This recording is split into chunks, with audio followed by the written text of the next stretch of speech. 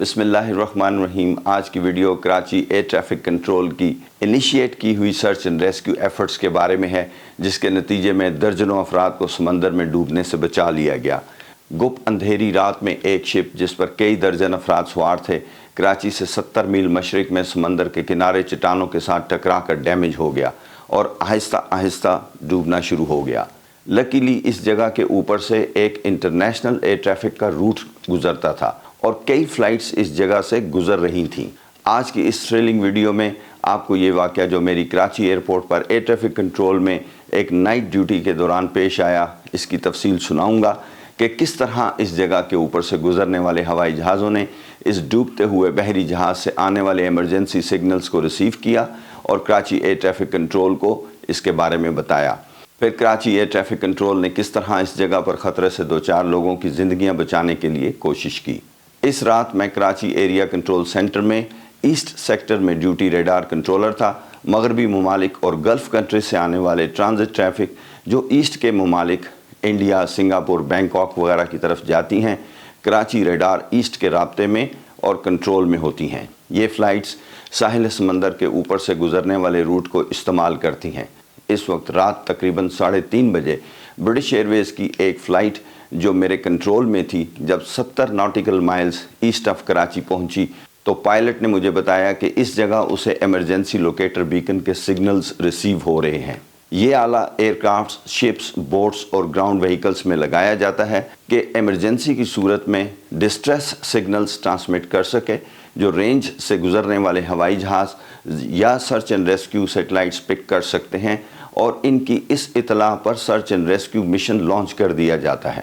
حال ہی میں آپ نے نیوز اور سوشل میڈیا میں ٹائٹن آبدوز کے بارے میں ضرور سنا ہوگا۔ یہ آبدوز، جس میں 2 پاکستانی بھی سوار تھے، کینیڈا کے قریب سمندر میں ٹورسٹ کو سمندر میں ڈوبا ہوا ٹائٹینک شپ دکھانے کے لیے لے گئی تھی۔ انفارچونیٹلی یہ سمندر میں گم ہو گئی اور پھر اس کے تباہ ہونے کی اطلاع بھی مل گئی۔ آپ کے ذہن میں فوراً یہ سوال آئے گا کہ اس آبدوز یا پھر مشہور زمانہ مسنگ ملیشین فلائٹ MH370 سے یہ سگنل کیوں نہیں ملے؟ اس کی اونلی ایکسپلینیشن شاید یہی ہے کہ ایلبا ایمرجنسی لوکیٹر بیکن کی بیٹری لائف کم تھی اور تلاش میں نکلے ہوئے مشنز کے پہنچنے سے پہلے ہی یہ سگنلز ٹرانسمٹ ہونا بند ہو گئے تھے۔ ملیشین ایئر لائنز کی فلائٹ MH370 کے سرچ اینڈ ریسکیو مشنز کی ناکامی کے بعد یہ سیفٹی ریکمنڈیشنز دی گئیں کہ ایمرجنسی لوکیٹر بیکن کی بیٹری لائف بڑھائی جائے۔ میں نے اس برٹش ایئر ویز کی فلائٹ سے ملنے والی اطلاع کو ایکنالج کیا اور اپنی شفٹ سپروائزر کو اس کے بارے میں فوراً بتایا۔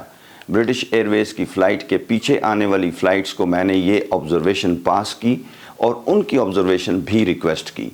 تھوڑی ہی دیر میں اس روٹ پر گزرنے والے 4 مزید فلائٹس نے سیم لوکیشن پر یہ انفارمیشن کنفرم کر دی۔ ہمارا پہلا خیال اپنے کنٹرول میں آنے والی فلائٹس کی طرف گیا کہ کہیں ان میں سے کسی فلائٹ کو کوئی حادثہ تو پیش نہیں آ گیا۔ ہم نے اپنے کنٹرول میں آنے والے تمام جہازوں کا ڈیٹا چیک کیا، ہمارے پاس کوئی جہاز مسنگ نہیں تھا۔ Next unit Bombay air traffic control کی تھی، ان سے بھی ہم نے پوچھ لیا، ان کے پاس بھی کوئی مسنگ ایئر کرافٹ نہیں تھا۔ اس موقع پر میں نے اپنی ٹیم لیڈر کو ریکویسٹ کی کہ مجھے کنٹرول پوزیشن سے ریلیو کیا جائے تاکہ میں search and rescue plan activate کر سکوں۔ میں نے اس سیکٹر کا search and rescue plan open کر لیا۔ اس میں ہمارے پاس تمام ریلیونٹ ایجنسیز کے اہم فون نمبرز ہوتے ہیں جن پر ہم نے اس کے بارے میں اطلاع دینی ہوتی ہے۔ یہ وہ تمام ایجنسیز ہیں جنہیں سرچ اینڈ ریسکیو مشن میں پارٹیسپیٹ کرنا ہوتا ہے۔ ان میں پاکستان نیوی، میری ٹائم، کوسٹ گارڈز کے علاوہ اور بھی بہت سی ایجنسیز شامل ہیں۔ میں نے اپنی چیک لسٹ کے مطابق فون کرنا شروع کیے۔ کافی ایکسٹینسو ایفرٹس کے بعد یہ انفارمیشن تمام متعلقہ لوگوں کو پہنچا دی گئیں۔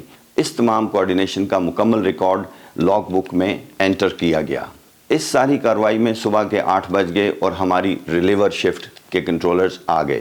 ان کنٹرولرز کو مکمل بریفنگ دی گئی اور بتایا گیا کہ ابھی تک کوئی خبر نہیں آئی ہے۔ میں یہاں پر آپ کو بتانا چاہتا ہوں کہ ہمیں normally SUPARCO search and rescue centre سے سیٹلائٹ کے ذریعے ریسیو ہونے والے سگنلز کی ملنے کی اطلاع ملتی رہتی ہے۔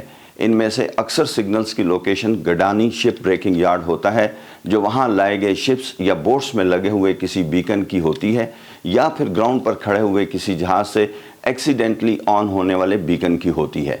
لیکن اس رات ملنے والا ایمرجنسی سگنل اس لیے بھی اہم تھا کہ کئی جہازوں نے سیم لوکیشن پر کنفرم کیا تھا، اور دوسرا یہ ایک اوپن جگہ تھی جو کراچی سے 70 میل مشرق میں سمندر کے کنارے بنتی تھی۔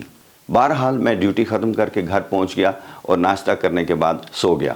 دوپہر تقریباً 4 بجے میں نے ٹی وی آن کیا تو نیوز میں خبر چل رہی تھی کہ پاکستان نیوی نے کراچی سے 70 میل مشرق میں ساحل سمندر پر طوفانی بارش میں ایک ڈوبتے ہوئے شپ پر ریسکیو اٹیمپٹ کی ہے اور درجنوں ڈوبتے ہوئے افراد کو زندہ بچا لیا۔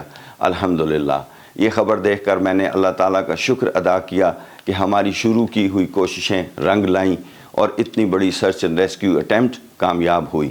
امید ہے میری آج کی اس ویڈیو سے آپ کی معلومات میں اضافہ ہوا ہوگا۔ اگر آپ کو میری ویڈیوز انٹرسٹنگ لگتی ہیں تو میرے چینل کو ضرور سبسکرائب کیجئے، اس ویڈیو کو لائک کیجئے اور شیئر کیجئے۔ نیکسٹ ویڈیو تک کے لیے اجازت چاہتا ہوں۔ اللہ حافظ۔